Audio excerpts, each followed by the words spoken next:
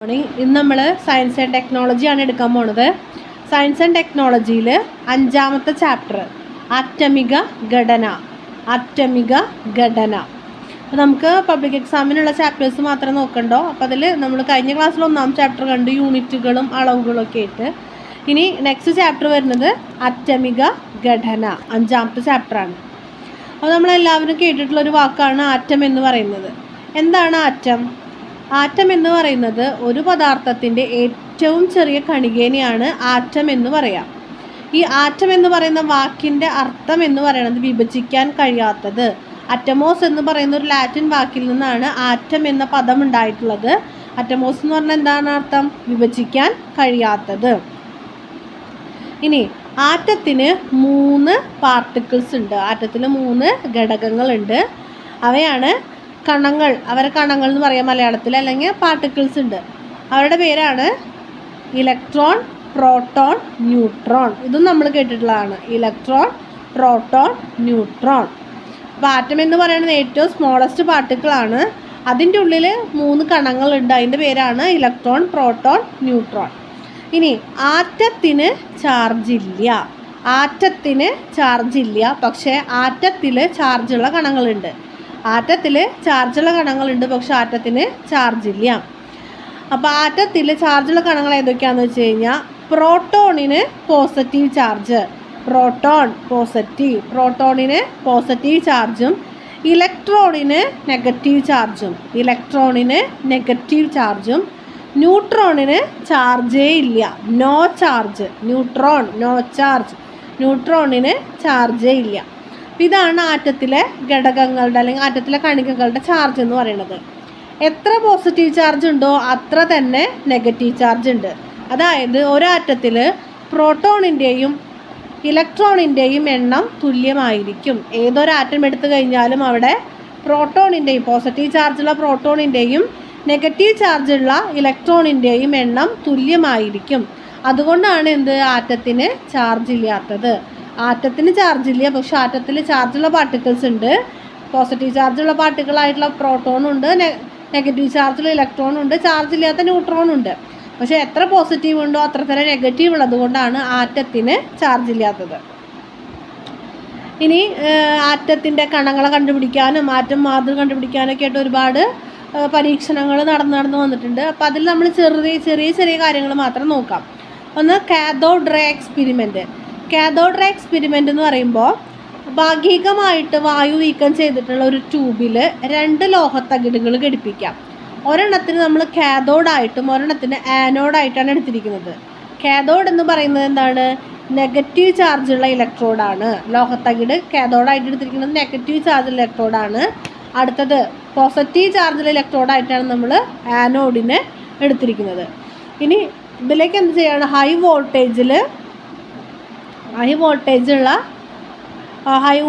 വോൾട്ടേജുമായിട്ട് നമ്മൾ ഈ ഒരു സെറ്റിങ്സിനെ ഘടിപ്പിക്കും. ഇതാണ് കാഥോഡ് റേ എക്സ്പെരിമെൻ്റ് എന്ന് പറയുന്നത്. ഇനി ആറ്റം എങ്ങനെയാണ്? ഇപ്പോൾ പ്രോട്ടോണുണ്ട് ഇലക്ട്രോൺ എന്നൊക്കെ അറിയാം, പക്ഷെ അതെങ്ങനെയായിരിക്കുമെന്ന് പലരും ആറ്റത്തിൻ്റെ ഒരു മോഡൽ കൊണ്ടുവന്നിട്ടുണ്ട്.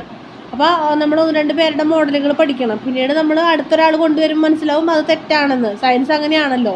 ആദ്യം ഒരു കാര്യം പറയും, കുറച്ച് കാലം കഴിയുമ്പോൾ വേറെ എന്തെങ്കിലും തെളിയിക്കുമ്പോൾ അത് തെറ്റാവും. അപ്പോൾ തെറ്റായതും പഠിക്കണം, പുതിയതും പഠിക്കണം. അങ്ങനെയാണ് നമ്മുടെ കാര്യങ്ങൾ. അപ്പോൾ ആറ്റത്തിൻ്റെ പ്ലം പുഡിംഗ് മോഡൽ എന്ന് പറഞ്ഞു കഴിഞ്ഞാൽ ഒരു പ്ലം കേക്കിൽ ഈ മുന്തിരിയൊക്കെ കെടുക്കില്ലേ, ആ മുന്തിരിയൊക്കെ കെടുക്കുന്നത് പോലെയാണ് ഒരു ആറ്റത്തിൽ നെഗറ്റീവ് ചാർജുള്ള ഇലക്ട്രോണുകൾ കെടുക്കുന്നത്. ആറ്റത്തിൽ നെഗറ്റീവ് ചാർജുള്ള ഇലക്ട്രോണുകൾ കെടുക്കുന്നത് ഒരു കേക്കിൽ നമ്മൾ മുന്തിരികളൊക്കെ വയ്ക്കുന്നത് പോലെയാണ്. അതാണ് പ്ലം പുഡിംഗ് മോഡൽ. ഇത് കൊണ്ടുവന്ന ആളാണ് തോംസൺ എന്ന് പറയുന്ന സയൻറ്റിസ്റ്റാണ്. തോംസൺ. അപ്പോൾ ജസ്റ്റ് വേണമെങ്കിൽ നമുക്ക് 1 വേർഡൊക്കെ ആയിട്ട് അങ്ങനെ ചോദിക്കാവുന്നതാണ്. തോംസൻ്റെയാണ് പ്ലം പുഡിംഗ് മോഡൽ.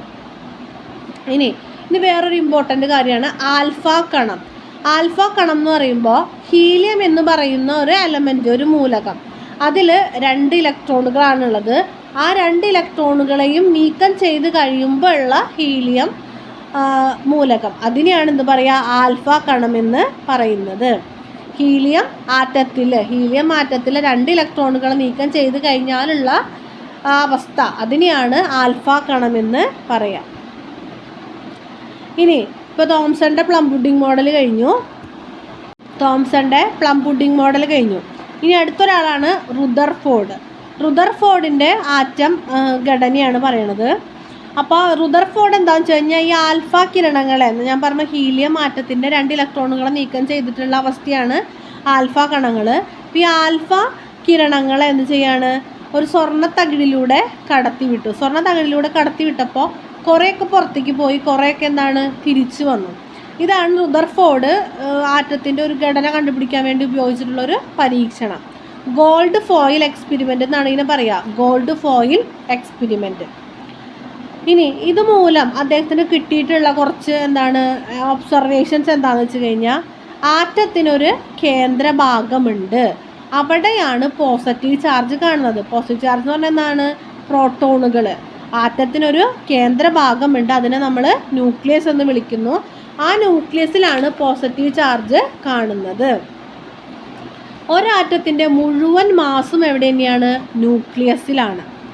ഇനി ബാക്കിയുള്ള ഭാഗം, ആറ്റത്തിൻ്റെ ബാക്കി ഭാഗം ശൂന്യസ്ഥലത്താണ്. അതിൻ്റെ ഒരു സ്ട്രക്ചർ എന്താണെന്നുള്ളത് പറയാനായിട്ട് റുദർഫോർഡിന് കഴിഞ്ഞില്ല. ആറ്റത്തിനൊരു സെൻറ്റർ ഉണ്ട്, അത് ന്യൂക്ലിയസ് ആണെന്നും ആ ന്യൂക്ലിയസിലാണ് പോസിറ്റീവ് ചാർജ് ഉള്ളതെന്നും ഒരു ആറ്റത്തിൻ്റെ എല്ലാ ഭാരവും കേന്ദ്രീകരിച്ചിരിക്കുന്നത് ആ ന്യൂക്ലിയസിലാണെന്നും റുദർഫോർഡ് പറഞ്ഞു. അത് ശാസ്ത്രലോകം ശരിവെക്കുകയും ചെയ്തു. ആറ്റത്തിൻ്റെ ബാക്കി കാര്യങ്ങൾ ശൂന്യതയിലാണെന്ന് പറഞ്ഞു. അതെന്താണെന്ന് അദ്ദേഹത്തിന് പറയാൻ പറ്റി. ഇനി ഇതൊക്കെ കഴിഞ്ഞിട്ട് ഇതിനൊക്കെ പരിഷ്കരിച്ചു കൊണ്ട് നമ്മളിപ്പോൾ ഉപയോഗിക്കുന്ന ഒരു ആറ്റം മോഡൽ കൊണ്ടുവന്നിട്ടുള്ള സയൻറ്റിസ്റ്റാണ് നീൽസ് ബോർ. അപ്പോൾ നമ്മൾ ആറ്റം മാതൃക വരയ്ക്കാൻ പറയുമ്പോൾ നമുക്ക് വരുന്നത് ബോർ മാതൃകയാണ് നമ്മൾ വരയ്ക്കുന്നത്, ബോർ മാതൃക.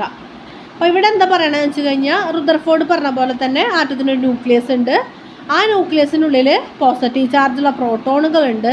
ഒരാറ്റത്തിൻ്റെ എല്ലാ മാസും കേന്ദ്രീകരിച്ചിരിക്കുന്ന ന്യൂക്ലിയസിൽ തന്നെയാണ്. പിന്നെ ആ ന്യൂക്ലിയസിൽ ഒരാളും കൂടി ഉണ്ട്. ആരാണ്?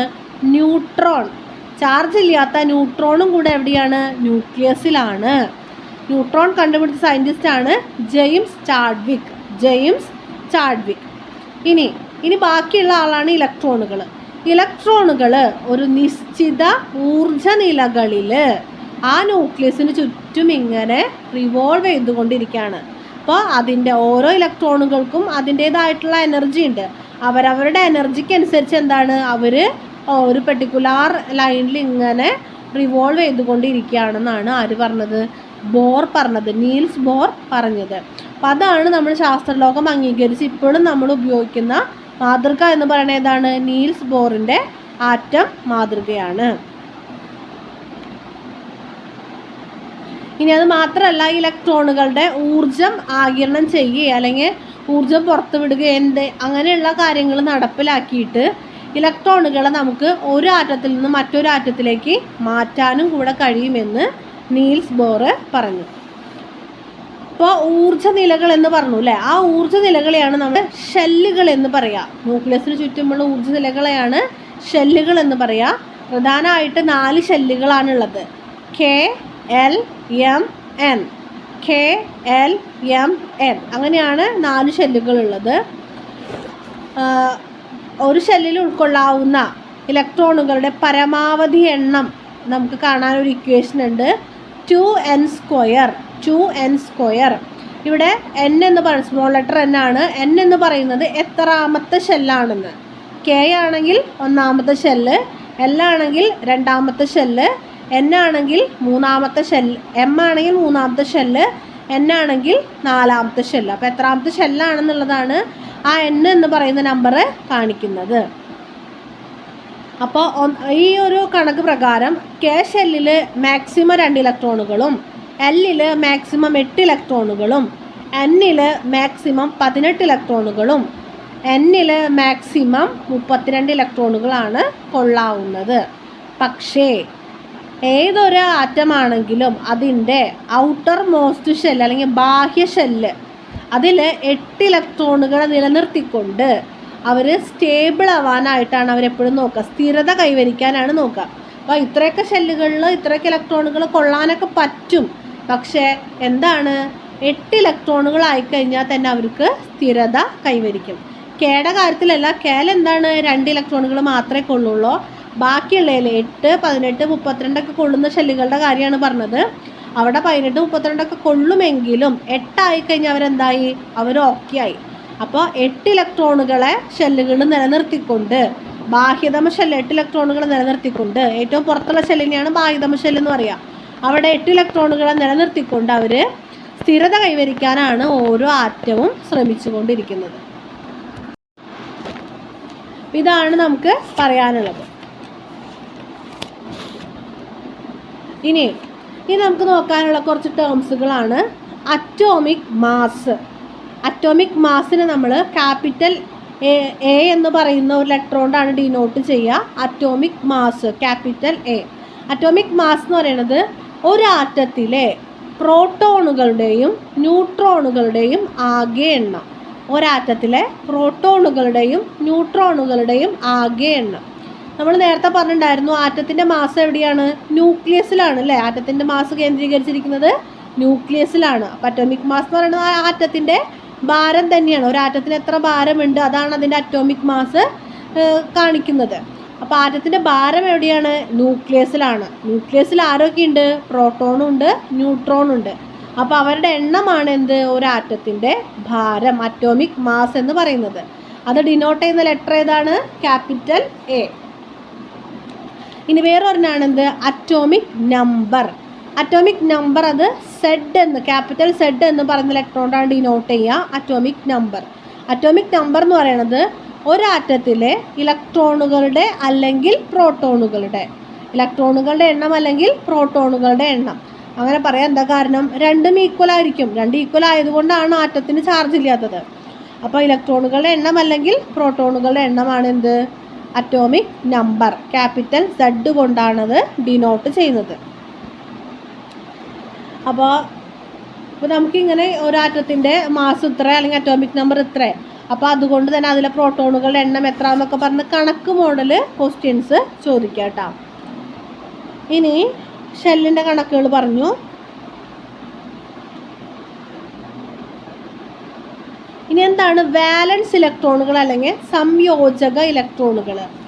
വാലൻസ് അല്ലെങ്കിൽ സംയോജക ഇലക്ട്രോണുകൾ എന്ന് പറയുന്നത് ഒരാറ്റത്തിൻ്റെ ഏറ്റവും പുറത്തുള്ള ഷെല്ലിലെ ഇലക്ട്രോണുകളെയാണ് എന്ത് പറയുക? വാലൻസ് ഇലക്ട്രോണുകൾ അല്ലെങ്കിൽ സംയോജക ഇലക്ട്രോണുകൾ എന്ന് പറയുന്നത്.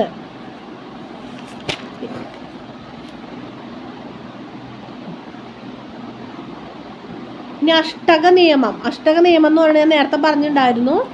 അതായത് ഒരാറ്റത്തിൽ മാക്സിമം എന്താണ് 8 ഇലക്ട്രോണുകൾ ഉൾക്കൊണ്ടുകൊണ്ട് സ്ഥിരത കൈവരിക്കാം. അതിനെയാണ് എന്ത് പറയുക? അഷ്ടക നിയമം എന്ന് പറയുന്നത്. ഒരാറ്റത്തിൽ എന്താണ് ഒരു ഔട്ടർ മോസ്റ്റ് ഷെല്ലിൽ, ബാഹ്യതമ ഷെല്ലിൽ മാക്സിമം 8 ഇലക്ട്രോണുകൾ ഉൾക്കൊണ്ടുകൊണ്ട് സ്ഥിരത കൈവരിക്കാം. ഇതിനെയാണ് അഷ്ടക നിയമം എന്ന് പറയുന്നത്. അപ്പോൾ ഇത്രയും കാര്യങ്ങളൊന്ന് ഓർത്ത് വയ്ക്കാം. അപ്പോൾ ആറ്റത്തിൻ്റെ മോഡൽ വരച്ച് കാണിച്ചു തരാം. ഇതാണ് നമുക്ക് ഈ ചാപ്റ്ററിൽ നോക്കാനുള്ളത്. അപ്പോൾ അതിൽ നിന്ന് ക്വസ്റ്റ്യൻസ് ആയിട്ട് ചിലപ്പോൾ എന്താണ് ഇലക്ട്രോണിനെ കുറിച്ചോ അല്ലെങ്കിൽ റുദർഫോർഡിൻ്റെ ആറ്റം മാതൃക, നീൽസ് ബോറിൻ്റെ ആറ്റം മാതൃക അങ്ങനെയൊക്കെ നമുക്ക് ചോദിക്കാം. അതല്ലാണ്ട് കണക്ക് മോഡൽ ചോദിക്കുന്നതാണ് അറ്റോമിക് നമ്പറും മാസ് നമ്പറും തന്നിട്ട് അതിൽ നിന്ന് ഇലക്ട്രോണിൻ്റെയും പ്രോട്ടോണിൻ്റെയും ഒക്കെ എണ്ണം എത്രയാണെന്ന് എഴുതാനായിട്ട് ചോദിക്കാം. അപ്പോൾ ഈ വളരെ സിമ്പിളാണ്. നമ്മൾ ആ ഒരു ബേസിക് കാര്യങ്ങൾ നമ്മളെപ്പോഴും മനസ്സിലാക്കി വെക്കണം. നമ്മൾ മുന്നോട്ടുള്ള ചാപ്റ്റേഴ്സിനാണെങ്കിൽ എന്താണ് ഇത് നമ്മുടെ ബേസാണ്. ആറ്റം എന്ന് പറയുന്നത് ഏറ്റവും സ്മോളസ്റ്റ് പാർട്ടിക്കിളാണ്. ഇനി അതിനെ വിഭജിക്കാനായിട്ട് കഴിയില്ല. ആറ്റത്തിനുള്ളിൽ 3 കണങ്ങളുണ്ട്: ന്യൂട്രോൺ, ഇലക്ട്രോൺ, പ്രോട്ടോൺ. ആറ്റത്തിന് ചാർജ് ഇല്ല, പക്ഷെ ആറ്റത്തിലുള്ള പ്രോട്ടോണിന് പോസിറ്റീവ് ചാർജും ഇലക്ട്രോണിന് നെഗറ്റീവ് ചാർജും ഉണ്ട്. ന്യൂട്രോണിന് ചാർജ് ഇല്ല. പോസിറ്റീവും നെഗറ്റീവും ചാർജുകൾ ഈക്വൽ ആയതുകൊണ്ടാണ് ആറ്റത്തിന് ചാർജ് ഇല്ലാത്തത്. ഇതൊക്കെയാണ് നമുക്ക് പഠിക്കാനുള്ളത്. ഒരാറ്റത്തിൽ നിന്ന് ഒരു ഇലക്ട്രോണ് നഷ്ടപ്പെടുകയോ അല്ലെങ്കിൽ ഒരു എക്സ്ട്രാ ഇലക്ട്രോൺ ആറ്റത്തിന് കിട്ടുകയോ ചെയ്യുമ്പോഴെന്തായി? അതിന് ചാർജ് വരും. ഒരു ഇലക്ട്രോണ് നഷ്ടപ്പെട്ട് കഴിഞ്ഞാൽ പോസിറ്റീവ് ചാർജും ഒരു ഇലക്ട്രോണിനെ സ്വീകരിച്ചു കഴിഞ്ഞാൽ നെഗറ്റീവ് ചാർജുമാണ് ആറ്റത്തിന് വരിക. പിന്നെ ഇത്ര കാര്യങ്ങളാണ്. അപ്പോൾ മാതൃകയൊക്കെ നമുക്കൊന്ന് വരച്ച് കാണിച്ചു തരാം. നന്നായിട്ട് പഠിക്കാം. ഇത് കണ്ട, ഇതാണ് ബോറിൻ്റെ ആറ്റം മാതൃക. ബോറിൻ്റെ ആറ്റം മാതൃക എങ്ങനെയാണ് വരിക? സെൻറ്ററിൽ എന്തുണ്ട്? ന്യൂക്ലിയസ് ഉണ്ട്. അതിന് ചുറ്റും വ്യത്യസ്ത ഊർജ്ജ നിലകളിൽ, അതായത് ഓർബിറ്റുകളിൽ ഇലക്ട്രോണുകളുണ്ട്. ന്യൂക്ലിയസിലാണ് പ്രോട്ടോണും ന്യൂട്രോണും ഉള്ളത്. Atomic mass capital A equal to number of proton plus number of neutron. പ്രോട്ടോണുകളുടെയും ന്യൂട്രോണുകളുടെയും എണ്ണം കൂട്ടിക്കഴിഞ്ഞാൽ അറ്റോമിക് മാസ് കിട്ടും. ഇനി അറ്റോമിക് നമ്പർ എന്ന് പറയുന്നത് ഒന്നുകിൽ പ്രോട്ടോണിൻ്റെ എണ്ണം അല്ലെങ്കിൽ ഇലക്ട്രോണിൻ്റെ എണ്ണം. ഇപ്പോൾ നമ്മളൊരു ആറ്റം, ഇപ്പോൾ നമ്മളൊരു ഇത് ശരിക്കുള്ള ഒന്നല്ല, ഒരു പ്രതീകം. ഇപ്പോൾ ഒരു എക്സ് എന്ന് പറയുന്നൊരു ആറ്റം, ആ ആറ്റത്തിൽ അതിൻ്റെ അറ്റോമിക് നമ്പർ താഴെയും മാസ് നമ്പർ മുകളിലാണ് എഴുതിയിരിക്കുക. ഇങ്ങനെയാണ് ഒരു ആറ്റത്തിന് നമ്മൾ ഒരു ആറ്റത്തിന് നമ്മൾ കുറിക്കുന്നത്. ഇങ്ങനെയാണ്. ഇത് ആറ്റത്തിൻ്റെ പേര്, താഴെ അതിൻ്റെ അറ്റോമിക് നമ്പറും മുകളിൽ അതിൻ്റെ മാസ് നമ്പറും. ഇപ്പോൾ ഇത് കണ്ട, ആർഗൺ എന്ന് പറയുന്ന ഒരു ആറ്റം, അതിൻ്റെ അറ്റോമിക് നമ്പറാണ് 18, മാസ് നമ്പറാണ് 40. അപ്പോൾ അതിനർത്ഥം എന്താണ്? അതിൻ്റെ പ്രോട്ടോണുകളുടെ എണ്ണം 18, ഇലക്ട്രോണുകളുടെ എണ്ണവും 18, കാരണം അറ്റോമിക് നമ്പറും അതും ഈക്വലാണ്. ഇനി മാസ് നമ്പർ 40 ആണെന്നറിയാം. മാസ് നമ്പർ എന്ന് പറയുന്നത് പ്രോട്ടോണിൻ്റെ എണ്ണം പ്ലസ് ന്യൂട്രോണിൻ്റെ എണ്ണമാണ്. അപ്പോൾ നമുക്കിതിൽ നിന്ന് ന്യൂട്രോണിൻ്റെ എണ്ണം കണ്ടുപിടിക്കാം. ന്യൂട്രോണിൻ്റെ എണ്ണം is equal to A minus P. അതായത് A എന്ന് പറയുന്നത് 40 മൈനസ് 18,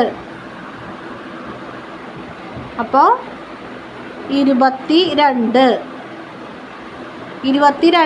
ന്യൂട്രോണുകളാണ് ഇതിലുള്ളത്. മനസ്സിലായില്ലേ? അപ്പോൾ ഒരു ആറ്റം ഇങ്ങനെ തരുമ്പോൾ താഴെയുള്ളത് അറ്റോമിക് നമ്പറും മുകളിലുള്ളത് മാസ് നമ്പറും ആണ്. അറ്റോമിക് നമ്പർ എന്ന് പറയുമ്പോൾ എന്തൊക്കെയാണ്? പ്രോട്ടോണിൻ്റെ എണ്ണം അത് തന്നെയാണ്, ഇലക്ട്രോണിൻ്റെ എണ്ണം അത് തന്നെയാണ്. അതിൽ നിന്ന് നമുക്ക് ന്യൂട്രോണിൻ്റെ എണ്ണം കണ്ടുപിടിക്കാം. എങ്ങനെ? ആ പ്രോട്ടോണിൻ്റെ എണ്ണം നമ്മുടെ അറ്റോമിക് മാസിൽ നിന്നും കുറച്ച് കഴിഞ്ഞാൽ ന്യൂട്രോണിൻ്റെ എണ്ണം കണ്ടുപിടിക്കാനായിട്ട് പറ്റും. ഇങ്ങനെയാണ് ഒരു ടൈപ്പ് ക്വസ്റ്റ്യൻ വരാനായിട്ട് പോണത്. പിന്നെ നമുക്ക് 4 ഷെല്ലുകൾ ഉണ്ടെന്ന് പറഞ്ഞു, K, L, M, N. അപ്പോൾ അതിനുള്ള ഇക്വേഷൻ ആണ് എന്ത്? 2n². എത്രാമത്തെ ഷെല്ലാന്നുള്ളതാണ് n കാണിക്കുന്നത്. K ആണെങ്കിൽ ഒന്നാമത്തെ ഷെല്ല് 2 K ആണെങ്കിൽ ഒന്നാമത്തെ ഷെല്ല് 2 × 1², L ആണെങ്കിൽ 2 × 2², M ആണെങ്കിൽ 2 × 3², N ആണെങ്കിൽ 2 × 4². ഇങ്ങനെയാണ് K ഷെല്ലിൽ 2 ഇലക്ട്രോണുകളും Lൽ 8 ഇലക്ട്രോണുകളും Mൽ 18 ഇലക്ട്രോണുകളും Nൽ 32 ഇലക്ട്രോണുകളും വരുന്നത്. അപ്പോൾ ഇതാണ് നമുക്ക് ഈ ചാപ്റ്ററിലുള്ളത്. ഇപ്പോൾ ഈ മോഡൽ വരയ്ക്കാനായിട്ട് ചിലപ്പോൾ ചോദിക്കും. മോഡൽ വരയ്ക്കാനായിട്ട് ചോദിക്കുമെന്ന് പറയുമ്പോൾ ഇപ്പോൾ നമ്മുടെ അടുത്ത് ഇങ്ങനെ പറയും, ഇപ്പോൾ ആർഗൺ അതിൻ്റെ 18, 40 ഇങ്ങനെ തരും. എന്നിട്ട് പറയും അതിൻ്റെ ബോർ മോഡൽ വരയ്ക്കാൻ പറയും. ബോർ മോഡൽ വരയ്ക്കണമെങ്കിൽ എന്താണ്? നമുക്കിത് കൃത്യമായിട്ട് മനസ്സിലാവണം. ഈ പറഞ്ഞ പോലെ പ്രോട്ടോണിൻ്റെ ഇലക്ട്രോണിൻ്റെ ഒക്കെ എണ്ണം നമ്മൾ മനസ്സിലാക്കി. അപ്പോൾ നമുക്ക് അതിൽ നിന്ന് 18 ഇലക്ട്രോണുകളാണ് ഉള്ളതെന്ന് മനസ്സിലായി. 18 ഇലക്ട്രോണുകളെ K ഷെല്ലിൽ 2 എണ്ണമാണ് കൊള്ളുക, അല്ലേ? K ഷെല്ലിൽ 2 എണ്ണം കൊള്ളും. 18ൽ നിന്ന് 2 പോയി കഴിഞ്ഞാൽ പിന്നെ 16 ഇലക്ട്രോണുകളുണ്ട്. അടുത്ത Lൽ എത്ര എണ്ണം കൊള്ളും? 8 എണ്ണം കൊള്ളും. അടുത്ത ഏതാണ്? K, L, M. Mൽ 18 എണ്ണം കൊള്ളും. പക്ഷെ എന്താണ്? നമ്മൾ എല്ലാ ഷെല്ലുകളിലും 8 ആക്കാനാണ് നോക്കുക. കാരണം അഷ്ടകം പൂർത്തിയാക്കുന്നതിന് വേണ്ടിയിട്ട്. പക്ഷെ ഇവിടെ ആ പ്രശ്നമില്ല. എന്താണ്? 2, 8 ബാക്കി 8. K ഷെല്ലിൽ 2 ഇലക്ട്രോണുകൾ, Lൽ മാക്സിമം 8, Mൽ 18 എണ്ണം വരെ കൊള്ളും. പക്ഷേ ഇനിയുള്ള ഷെല്ലുകൾ നമ്മൾ 18, 32 നോക്കേണ്ട ആവശ്യമില്ല. എന്താണ്? 8 ഇലക്ട്രോണുകൾ ഇട്ടാൽ മതി. അപ്പോൾ 18. അപ്പോൾ നമുക്ക് എന്ത് ചെയ്യാം? അതിൻ്റെ ന്യൂക്ലിയസ് വരച്ചു. ആർഗണിൻ്റെ ന്യൂക്ലിയസ് വരച്ചു. 3 ഷെല്ലുകളാണ് ആർഗണുള്ളത്. 3 ഷെല്ലുകളാണുള്ളത്. ഒന്നാമത്തേൽ 2 ഇലക്ട്രോണ്, രണ്ടാമത്തേൽ 8 ഇലക്ട്രോണ്. ഇലക്ട്രോണുകൾ നമുക്കൊരു ഡോട്ട് ഇട്ട് കാണിക്കാം കേട്ടോ. പിന്നെ ഏറ്റവും പുറത്തുള്ളതിലും, അതായത് എമ്മിലും 8 ഇലക്ട്രോണുകൾ. ഇവിടെ പ്രോട്ടോണും ന്യൂട്രോണും. ഇതാണ് ഈ ആർഗൻ്റെ ബോർ മോഡൽ. ഇങ്ങനെയൊക്കെ ഇതൊക്കെ മോഡൽ വരയ്ക്കാനായിട്ട് വളരെ റെയറായിട്ടാണ് ചോദിക്കാറുള്ളത്. പക്ഷെ ഇതുപോലെ പ്രോട്ടോണിൻ്റെയും ഇലക്ട്രോണിൻ്റെയും ന്യൂട്രോണിൻ്റെയൊക്കെ എണ്ണം എത്രയാണെന്ന് എഴുതാനായിട്ട് ചോദിക്കാറുണ്ട്.